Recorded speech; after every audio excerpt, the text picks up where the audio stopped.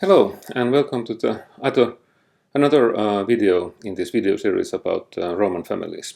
And today we are having a little bit different video than normally.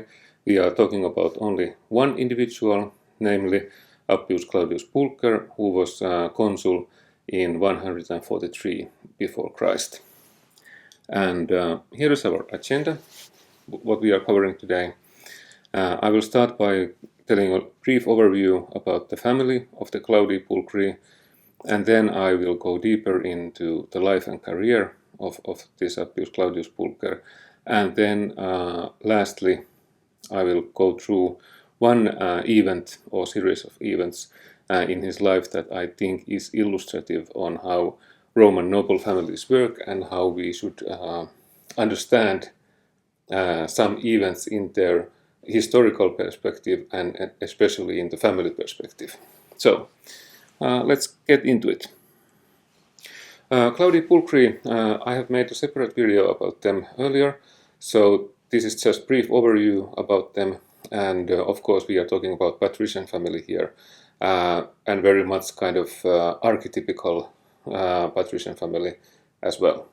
They have been in consular level at 249 since 249 BC, and this is also a family that is a bit different from other families that we know, patrician or plebeian as well, because we know exactly who were the first Claudii Pulchri and what their relation to other families inside the mighty Claudius clan is. So this is a very interesting family in many perspectives, not only because they survived into the imperial era and they formed the Claudian part of the Julio-Claudian dynasty that came into power as emperors. But okay, their family roots are probably in the Regillium region, quite near Rome, a bit southeast from Rome. And of course, by the time we are discussing here in this video, they had been living in Rome, have been one of the ruling families in Rome for centuries. So they were not kind of peasant nobility that came outsiders in the city. They were very much what Rome is all about and what Roman state was all about. And Claudii Pulchri, it can be said that probably they were the main branch of the Claudii family in overall. There was other that were important and consular levels as well, but Claudii Pulchri definitely made it big when it comes to influence and impact on history. Also, they are a very interesting family in that they have very distinctive family culture that has produced quite eccentric individuals, and actually this is one of the topics we will discuss more deeper today. But that's the family background and kind of introduction that who Claudii Pulchri were. And let's get more deeper into family and their connections.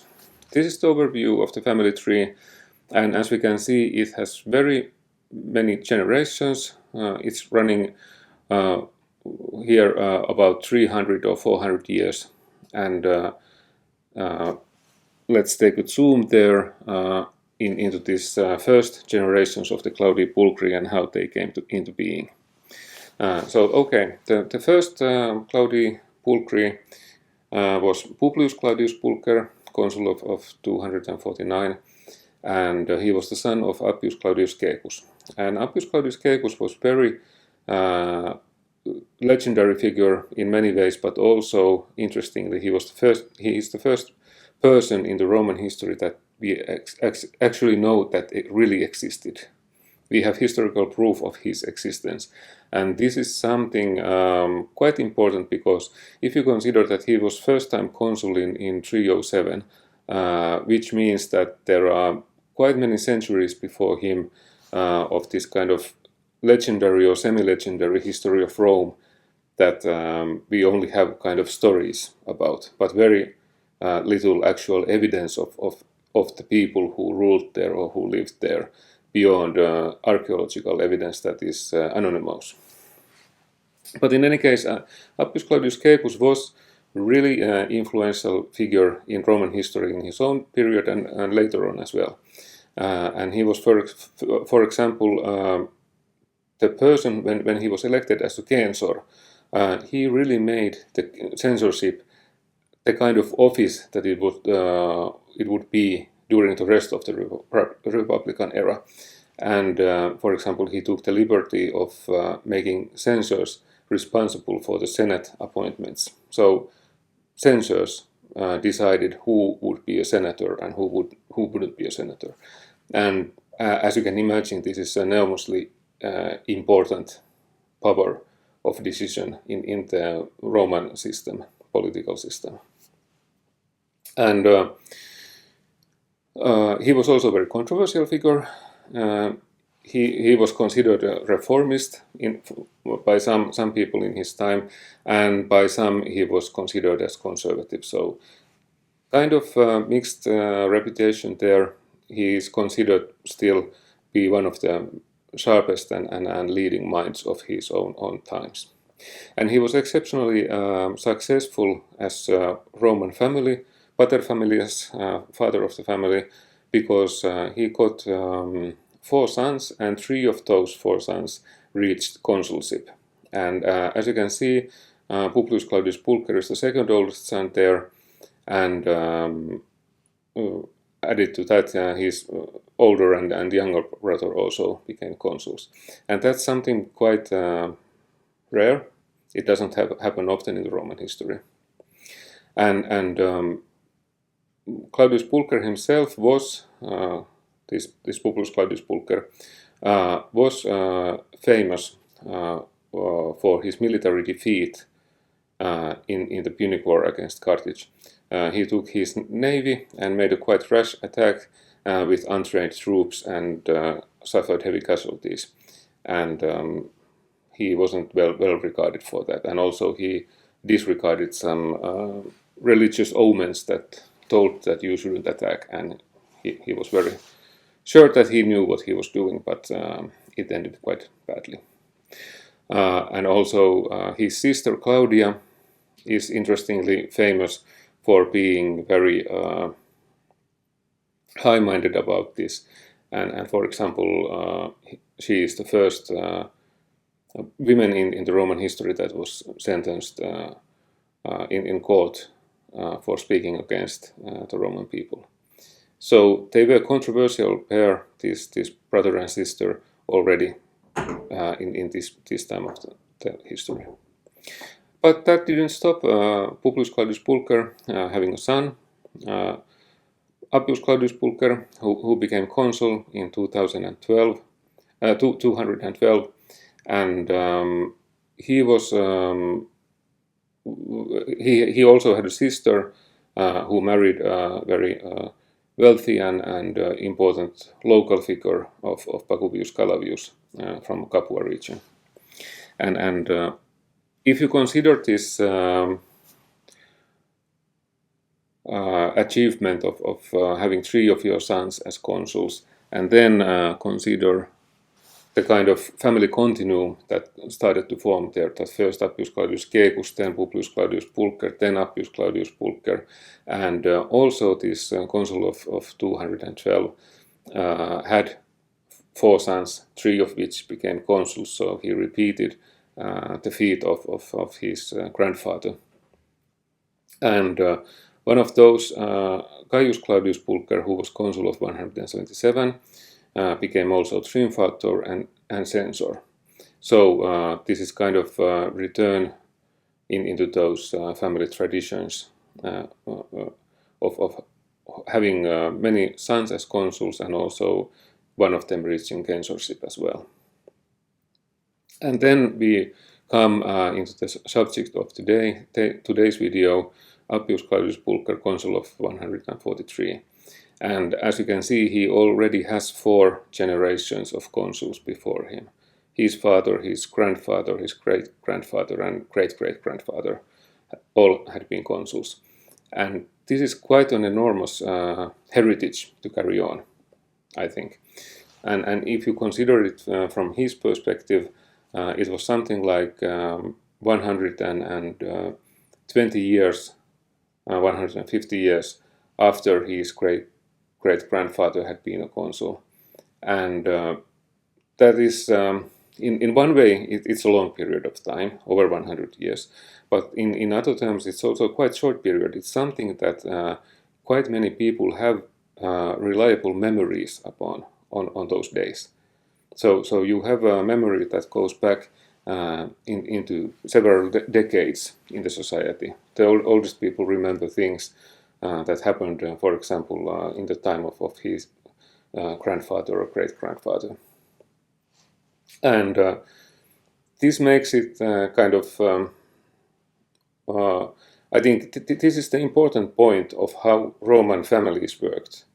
And the family continuum, family traditions, how important they must have been. Because when you have such illustrious forefathers, and you have this kind of culture that says that you have to do at least as well as them, maybe even better. But how can you improve already with this kind of track record? And that is the kind of idea of, you get the idea of the pressure under which Appius Claudius Pulcher really must have been lived under. You know, the kind of need to succeed, the kind of ambition that it instills you when everybody around you says that, well, when your grandfather was a consul, when your father was a consul, when your great-grandfather was a consul, and when your great-great-grandfather was the famous censor who said this or did that. I think this is something that you cannot escape. It's something that you are reminded of daily. And next we will take a look more about his life and immediate family connections. And for example, here we can see that the immediate thing what we notice here is that he was married twice into Antistia and Fonteia. And what's interesting in this is that these actually are the first marriages that we know of inside the Claudius Pulcher family. Both of these also belong into very minor families. They are not part of the ruling elite of the Rome. And we can only guess why this is. We don't know. And I think it's very instructive and interesting to know that the first marriages that we know of the Claudii Pulchri are these two marriages into practical nobodies as a family, when it comes to family influence and prestige in Rome. And his sister Claudia married Publius Licinius Crassus Mucianus, who was born as Mucius Scaevola before he was adopted. And this is interesting first noble family alliance, what we know inside the Claudii Pulchri. And I think we should ask here that are these marriages, are they break from the tradition or are they continuing of the tradition? And if so, what that tells about us. Overall, this period of his life is a period from which we generally know more about noble family connections and marriages inside the Roman elite. So probably that's one possibility. This tells us that it was not until this time that marriages became really important part of building your family reputation and family position in the society.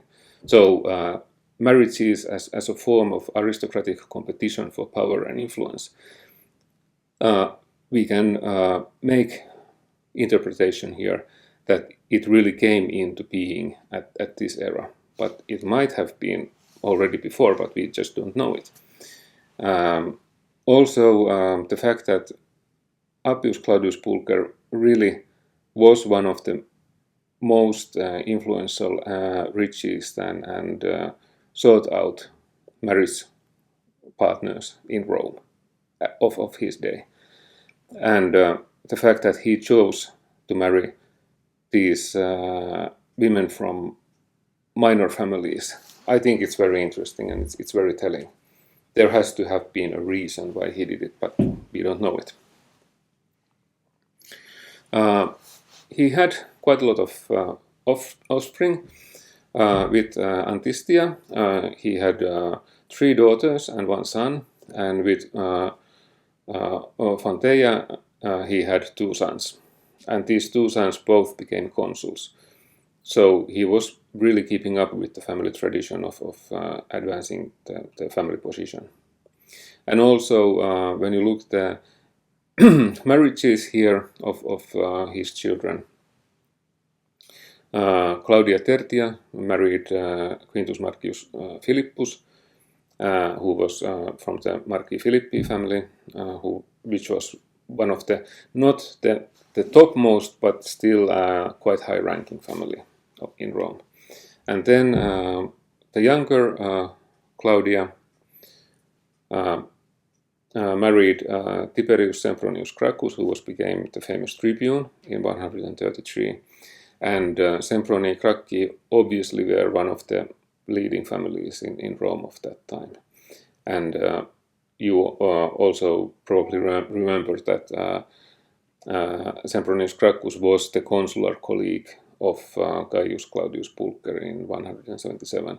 So there is a long-standing family tradition of cooperation and intermarrying and cooperating in political scene between these families.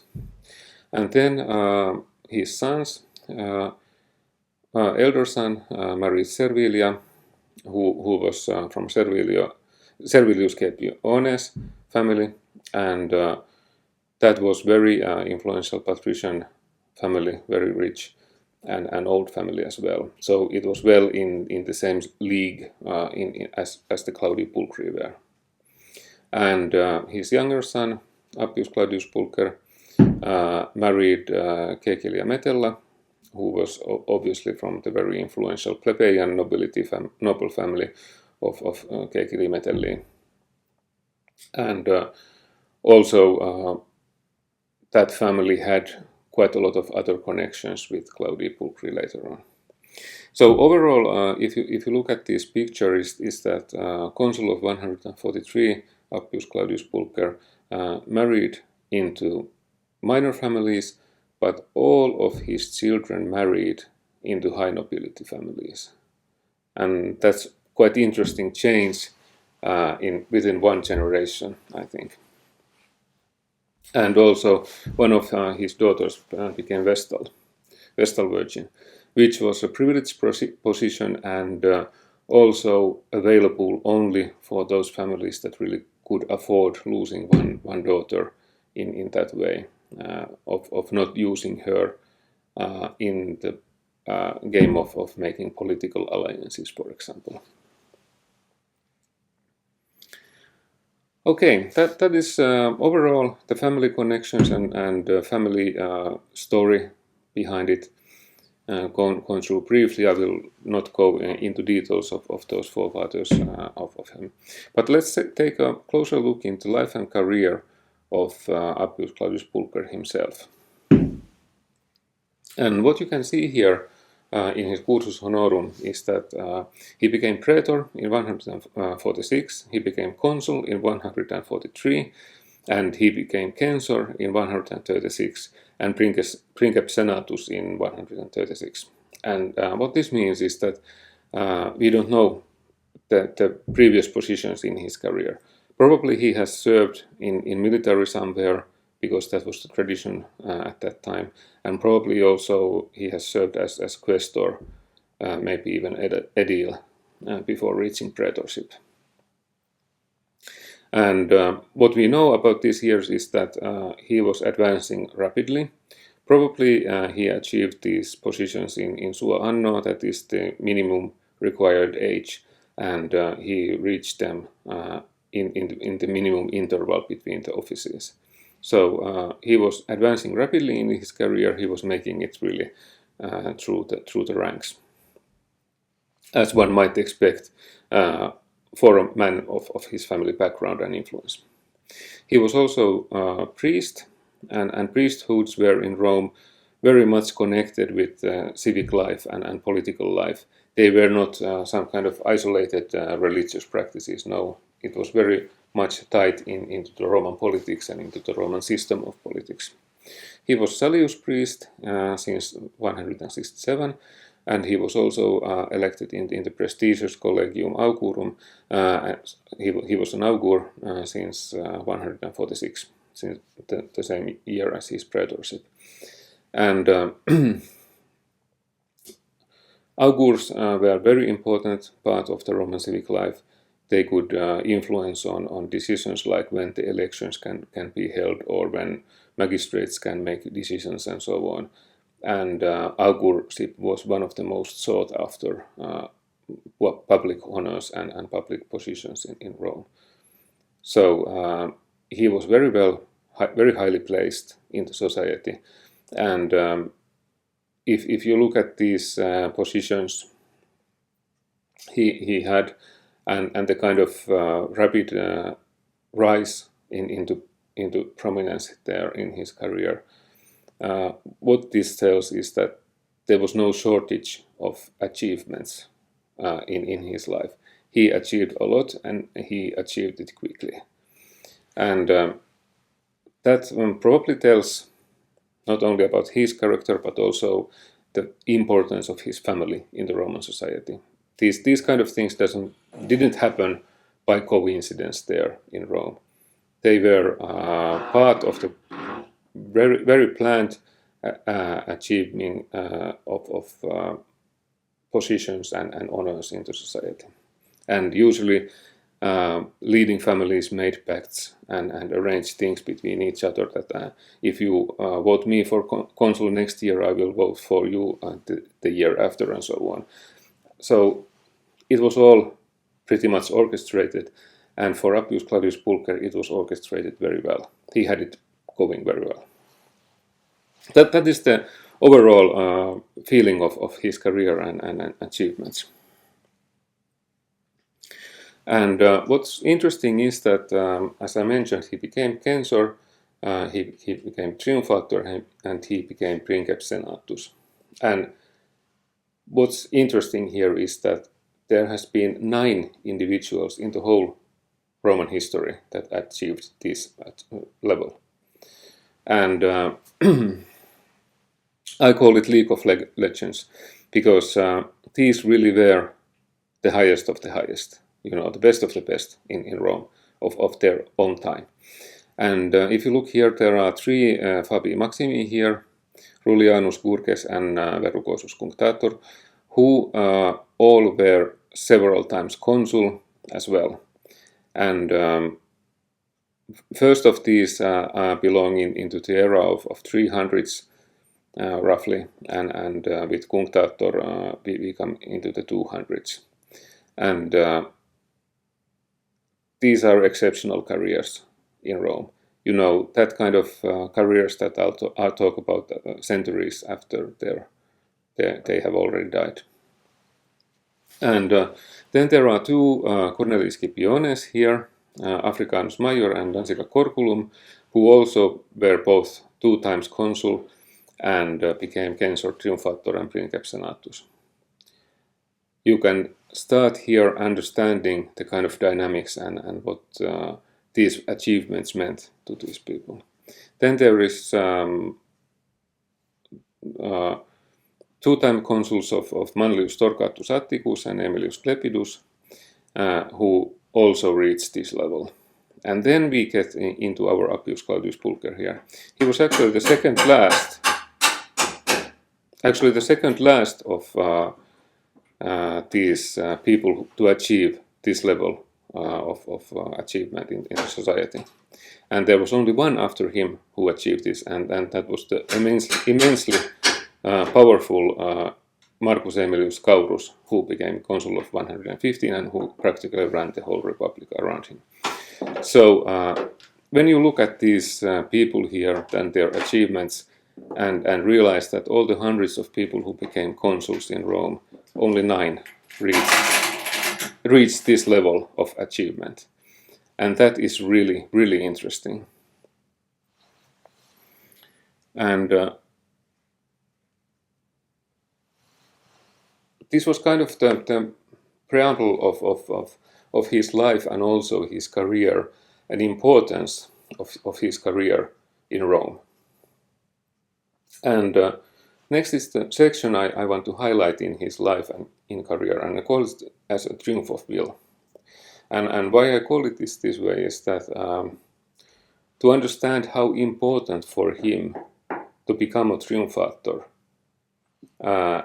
is to, you need to understand first that there was only 7 people in the whole history of Rome who had achieved that level before him. So he became the 8th of those League of Legends guys. And that is the importance here, what he was looking after by having his triumph. And before his consulship, there has been war going on in Hispania against Viriathus. And this has been a very difficult war for Rome. Rome didn't do very well there. It was the difficult terrain of Hispania, and also Roman heavy legionaries, heavy infantry didn't fare very well in that kind of difficult terrain and against enemy that basically fought them back with guerrilla tactics. But in any case, Quintus Fabius Maximus Aemilianus had reached a quite success against Viriathus and had almost beaten him. And there was only kind of last couple of fights left before the war would be closed and ended. And it was clear that one of the consuls of 143 would have the honor to go there and finish off the war and have a triumph from there, because it had been a very difficult war, and the person who would put end to it would automatically get a triumph from the Senate. And here where is the politics and pre-planning of the consulship comes into play, because Quintus Fabius Maximus Aemilianus was a biological brother of Scipio Aemilianus. He was adopted into different family. And they were political enemies of Claudius Pulcher. And they didn't want Appius Claudius Pulcher to have this honor of beating up Viriathus and having the triumph for it. So they agreed with Quintus Caecilius Metellus Macedonicus, who was a celebrated military hero who had already had one triumph in his victories in the east. So they agreed with Macedonicus that okay, you become consul, and then you will get the triumph, and we will keep the Claudius Pulcher out from that whole thing. And that of course it was a political agreement between the families, but also we must understand that Quintus Caecilius Metellus Macedonicus was actually a very competent commander and a war hero. So it wasn't that kind of it wasn't anyhow dubious political appointment. It was really appointing a good, seasoned soldier professional there for the job. So it was both scheming and it was both for his skills. And poor Appius Claudius Pulcher realized that there was a chance of triumph, but it was slipping away from him. So what could he do? Luckily, there was a rebellion of a small tribe of Salassi in the Gaul. It was a small Gallic tribe, and it was a quite minor rebellion, nothing big to worry about. And usually it would have been probably settled by negotiations, by Rome giving some concessions and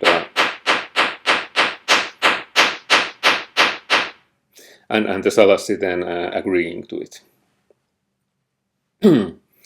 And what Appius Claudius Pulcher did was that he didn't negotiate. He went to war. He gathered an army and marched to the north and decided to face the Gallic tribe in the battle. He went there, he fought, and he lost. And that was really the problem, because he didn't win the battle. He really suffered a humiliating defeat there to the Gallic tribe, and that was no good. So what happened? Did he give up? No. When he reached back from the battlefield, back to Rome, he put the Decemviri priest to work. He wanted them, those priests, to find some excuse that could explain why he lost that battle and why he should have been allowed to go back there and fight a new battle against the Gallic tribes. Very interesting take, I think. It was innovative approach here. And the priest found an ancient prophecy from the Sibylline books that when Rome declares war against Gallic tribes, it has to be done by certain religious ceremonies celebrated in the Gallic territory, not in Rome. And of course, this is something what Appius Claudius Pulcher hadn't done because he didn't know about that. So what he did was that he went there and explained to the people that, hey, listen, the war wasn't declared in the proper manner, and no Roman commander could have won this war, this battle, because it was declared against the traditions, against the will of the gods. So the gods wouldn't help, and who would win a war without the help of the gods? So it wasn't his fault. He didn't do it. It was the gods, and rightfully so. And what he asked was that please give me another army, and then I will declare the war in the proper manner, and then I will win the battle and everything will be okay. And interestingly enough, this is logic that was valid in the Roman society.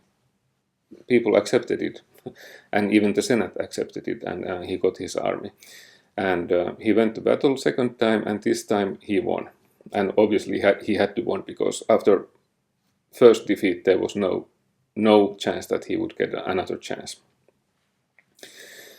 So he won, and what happened after the victory was kind of slaughter and plundering that even by Roman standards was very heavy. They took a lot of plunder from there. And this is because bigger spoils mean the bigger victory. And bigger victory means the more probable is that you will get to celebrate a triumph after the victory. So this was Appius Claudius Pulcher manufacturing his own triumph, really, at the expense of this poor tribe that went into rebellion at very bad time for them. And Claudius Pulcher then returned and presented his case to the Senate that, okay, I have won this great victory, and look at how much of the spoils I have, and now you grant me a triumph, will you? And the Senate said, no, we will not grant you a triumph. And what would you do then? Whatever this Claudius Pulcher was, he wasn't a quitter in any way. And he decided to celebrate his triumph regardless if the Senate approves it or not. And there was one time before him that individual had celebrated a triumph without Senate giving a permission for it. And it was not legally required, but it was the tradition that Senate decides who gets to celebrate triumph and who doesn't. But because there was a precedent, somebody else had done it, Appius Claudius Pulcher thought that, yeah, I can do it too.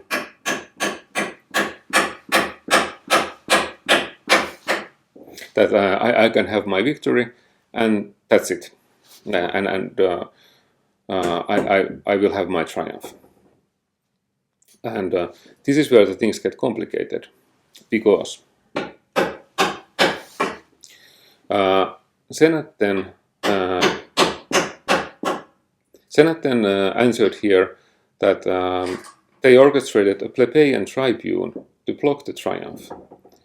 And this was because the tribunes were sacrosanct. And this is a technical term describing that they had divine protection from any bodily violation. And for example, if a tribune would stand there in front of the tribunal procession before the triumphator and block with his body the progression, he could not be removed by force. You cannot touch the tribune. And for example, if tribune would come and track the triumphator down from the chariot and take him to prison or whatever, you couldn't fight back. You would have to follow the tribune. And this was something that is probably quite difficult for modern people to understand. But for the Romans, this was very, very deep taboo and religious thing. It was a religious nature of this power, that you couldn't violate a tribune. And I think that many Romans would have stopped here and what can you do if the tribune tries to stop you? But Appius Claudius Pulcher was determined to have his triumph. And again, he was very innovative in his approach, because he took his daughter, the Vestal Virgin, with him to the triumphal chariot. And the Vestal Virgins enjoyed the same kind of sacrosanct protection as the tribunes of the people. So the tribunes couldn't block the procession of Vestal Virgin. They couldn't prevent Vestal Virgin accessing the road. And this meant that because this Vestal Virgin was riding with his father there in the procession, that you couldn't stop them. You have to let them go. And he got his triumph.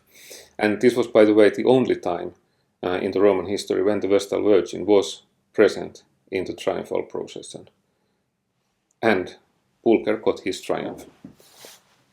And I think here we arrive really into the point of why I wanted to tell this story about this triumph and all the complications that were there for this triumph. Because Appius Claudius Pulcher didn't follow conventions and rules. He changed them when it suited his agenda and his goals. And if you consider this as some kind of preposterous or rebellious or egregious behavior, just remember that it was his great-grandfather that had invented that the censors were in charge of making Senate appointments. His family had been ruling Rome for many centuries. They had been right in the center of all of how the Rome was ruled and how the political things shaped and what kind of laws were enacted and what kind of traditions were followed and created. So my claim is that I think Appius Claudius Pulcher didn't even think that he was doing something wrong or something suspicious here. I think he simply followed the traditions of his own family. Kind of, he was doing exactly what his forefathers have been doing before him. And if they had invented new traditions or found new innovative way to do things, why couldn't he? And I think this is one of the key aspects here in the family culture of the Claudii Pulchri, and how we should try to understand and interpret their family and how it worked and how it influenced also their decisions. And also, I think this allows us to have this kind of new interpretative context for understanding the deeds of the individuals in the Roman history, because they of course, Appius Claudius Pulcher here was thinking about his own prestige and his own career, but his motivations came from trying to reach levels that his family hadn't reached before that. He was the first one of them becoming Censor Triumphator and Princeps Senatus. So he did outdo his forefathers, which was, of course, something that any Roman wanted to do in any case. And I think this explains this quite strange chain of events, that why it was so important for him to go to the war, why it was so important for him to have his triumph no matter what kind of opposition there was in the society. He simply wanted to do it, and he found a way to do it in very much in a Claudius Pulcher kind of way. And this is the point I wanted to make about this career and about this quite extraordinary story of his triumph of will, really. And I think this offers perspective how Rome worked, how the Roman system worked, and how it's quite impossible for us to place those events in history into real connection, into real context, unless we understand the family traditions and family cultures that were affecting in the reasoning behind of these decisions that the individuals took. Okay, that was, I think, interesting. One story about Rome and the Roman families, but I think it's also illustrative why it's so important that we study Roman families and understand the family cultures and differences between family cultures, because they can tell us how these individuals were motivated to do their decisions. Okay, that was all for today, and we will see you next time. Thank you.